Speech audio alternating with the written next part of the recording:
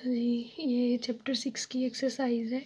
Section 1 की exercise का question number 1 है।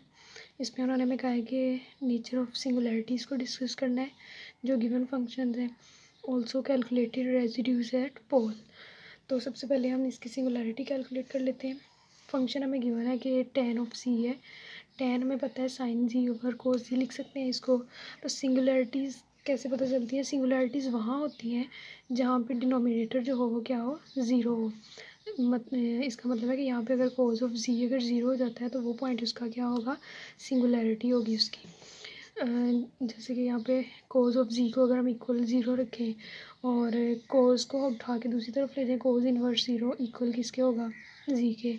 और z की वैल्यू हमारे पास होती है 2n+1 π/2, वेयर n बिलोंग कर रहा है z को एंड n की जो वैल्यूज़ है वो क्या होंगी, ज़ीरो इंटीजर है ना z यहाँ पर, तो 0 +-1 +-2 एंड सो ऑन। तो इसका मतलब है कि जो ये जो फंक्शन है इसके पास it has simple pole of order 1 के यहाँ पर इसकी cos की वैल्यू क्या थी, पावर क्या थी, यहाँ पे हमारे नीचे फंक्शन की हमारे पास 1 थी, तो ये पोल ऑफ ऑर्डर इसका 1 होगा। अब हमने रेजिड्यूज़ कैलकुलेट करने हैं इस पोल पे, पोल ऑफ ऑर्डर 1 पे। तो क्योंकि ये हमारे पास ऑर्डर अगर 1 का अगर हमारे पास पोल आता है तो ये कौन सा पोल होता है, सिंपल पोल होता है।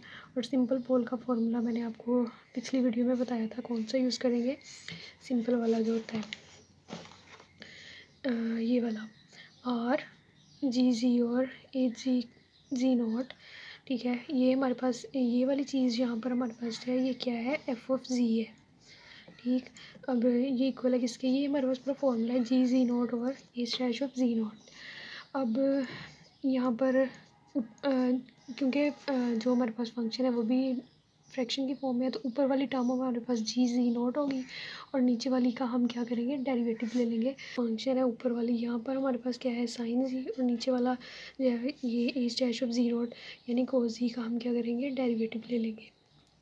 ठीक है, तो जब हमने फॉर्मूला के अंदर वैल्यूज़ पुट की, साइन जी और cos जी का डेरिवेटिव आ गया था माइनस साइन जी, तो ये कटिंग होकर हमारे पास क्या आ जाएगा, -1। दूसरी चीज़ हम ये कर सकते हैं कि साइन जी की जगह पर वैल्यू हमने यहाँ पर बताई थी कि जी इक्वल है इस चीज़ के, इसको भी पुट करके अगर हम सॉल्व करें तब भी हमारे पास आंसर क्या आएगा, -1 आएगा।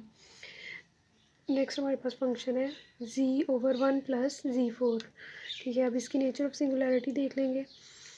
फंक्शन ठीक है गिवन, अब नीचे वाली जो वैल्यू है 1 + z4, इसको हम इक्वल रखेंगे किसको, ज़ीरो के।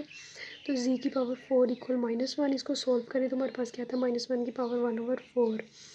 अब यहाँ पर जो है z इक्वल है हमारे पास e की पावर, इसके जो रूट्स बनते हैं ना हमारे पास वो ये बनते हैं, i/4, 3i/4, 5i/4, 7i/4।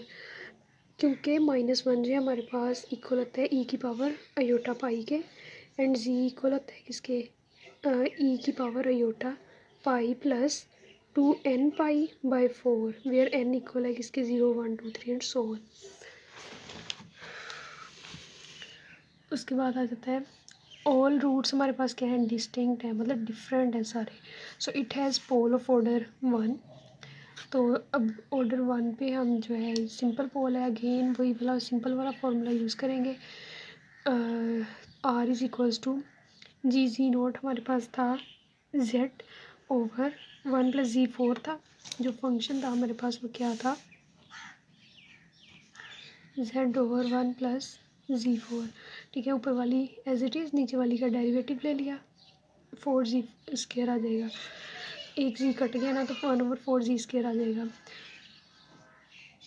उसके बाद पुट z = e की पावर अयोटा π/4, तो z की जगह पे वैल्यूज़ पुट करते जाएंगे और उसको सिंप्लीफाई कर लेंगे, तो हमारे पास ये आंसर आ जाता है 1/4 e की पावर अयोटा π/2।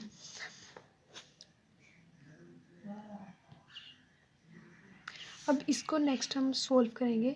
e की पावर अयोटा π/2 जो है वो हमारे पास इक्वल होता है किसके, अयोटा के।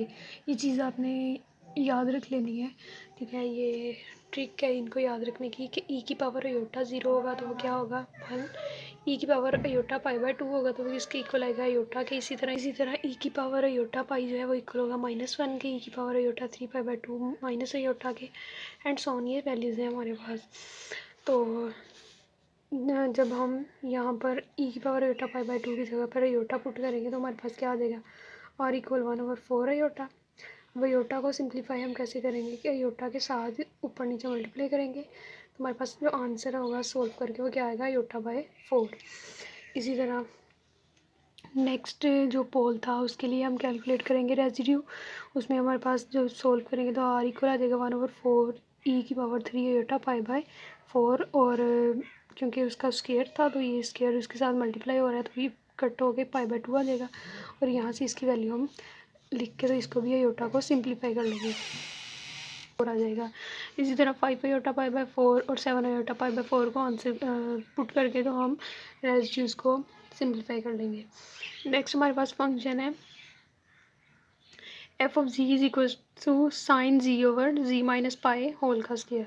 अब यहाँ पर नीचे जो पावर है वो क्या आ गई है 2। It has pole of order 2 at, function को 0 के इक्वल रखे ना, जी माइनस पाई है नीचे, इसको इक्वल रखा 0 के, यहाँ से जी इक्वल आ गया किसके, पाई के। G at g equal pi it has pole of order 2, ठीक है।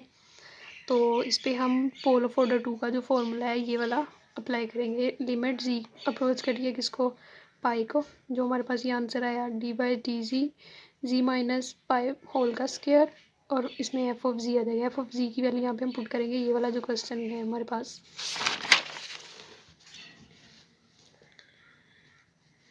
जब हमने फंक्शन की वैल्यू पुट की तो ये और ये वाली टर्म जो है दोनों कैंसिल हो गई, हमारे पास अकेला रह गया साइन जी। साइन जी का डेरिवेटिव ले तो क्या आता है कोस जी। अब कोस जी पे लिमिट अप्लाई कर देंगे तो हमारे पास आंसर क्या आएगा -1। तो इसमें पोल हमारे पास क्या आया पाई, ऑर्डर क्या था पोल का 2, और रेजिड्यू का आंसर क्या आया -1।